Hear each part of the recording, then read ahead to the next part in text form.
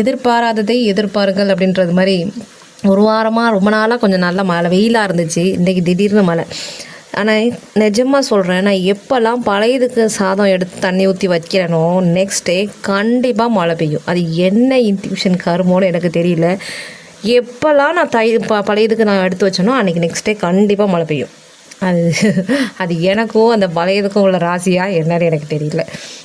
நான் ஆக்சுவலாக நேற்று எண்ணெய் கத்திரிக்காய் குழம்பு வச்சுருந்தேன். ஸோ எண்ணெய் கத்திரிக்காய் குழம்பு, அந்த புளிக்குழம்பு அந்த மாதிரியோட எனக்கு பழையது சாப்பிட பிடிக்கும்.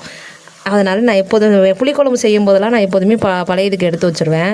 ஆனால் நான் எப்போல்லாம் பழையதுக்கு எடுத்து வைக்கிறோன்னா அன்றைக்கி மழை வந்துடும். வேறு வழி இல்லை. நான் இட்லின்றனால என் வீட்டுக்கார தொண்டையில் இறங்கலனால இந்த பழையதை என்கிட்ட கூட நானே சாப்பிட்டுக்கிறேன்னு சொல்லி பழையதை அவர் சாப்பிட்டாரு. பசங்களுக்கு காலையில் இட்லி குழம்பு வச்சுட்டு ஸ்கூலுக்கு வந்து கீரை குழம்பு வச்சு, கீரையில் யார் யாரெல்லாம் மாங்காய் போட்டு செய்வீங்கன்னு சொல்லுங்கள். கீரை குழம்பு சாம்பாரில் மாங்காய் போட்டு செஞ்சால் சூப்பராக இருக்கும். ட்ரை பண்ணாதவங்க ட்ரை பண்ணி பாருங்கள். ஸோ உருளைக்கிழங்கு வறுத்து ஸ்கூலுக்கு கொடுத்துட்டேன். இந்த பன் பட்டர் ஜாமில் சோழிங்கநல்லூரில் ஒரு கடையில் எனி டைமும் கூட்டமாக இருக்கும். ஸோ அதை வாங்கி சாப்பிட்டு பார்க்கணும். நான் இது வரைக்கும் சாப்பிட்டதில்லை. ட்ரை பண்ணலாமேன்னு ட்ரை பண்ணேன்.